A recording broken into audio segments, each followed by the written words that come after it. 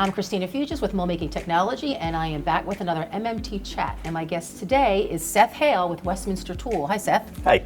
And we're here to talk about mold design, but I want you to simplify this. Give us 3 ways that our viewers can reduce back-end troubleshooting through mold design. I'd say the first one is really communication. That's something that on all of the different pieces that I presented on yesterday, communication is a really big point of all of them, whether it be who you're communicating with or how you're communicating that information. You know, you can't just come up with a risk or a challenge and say, hey, Mr. Customer, you know, this isn't going to work. As a tool maker, you've got to either provide solutions or come together as a team to figure out, all right, what can we all do together? Because between the tool maker and a plastic part designer or a molder, we might all have different goals. So we really need to keep open communication to make sure we're all on the same page before we actually build the mold and start making parts. Yeah.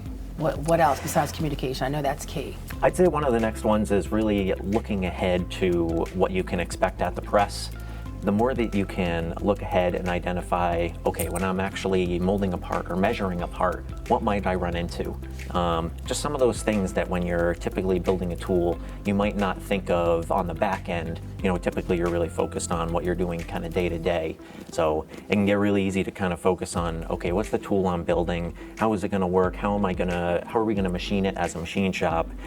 We've got to keep in mind, all right, how are we going to machine it? And how's that surface finish going to eject apart?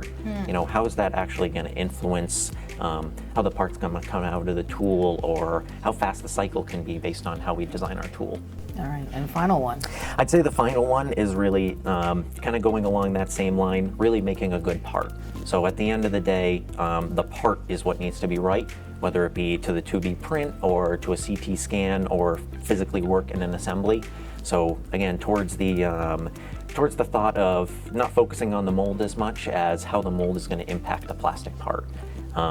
You know, how is the customer going to inspect the part? What are some of the failure modes of this part that might happen? Where is flash definitely not acceptable, and where is it not going to interface with anything else?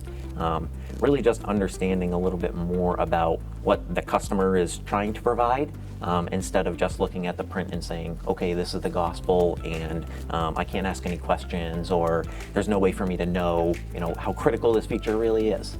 Excellent. All right, great advice. And for everything mold making, visit moldmakingtechnology.com.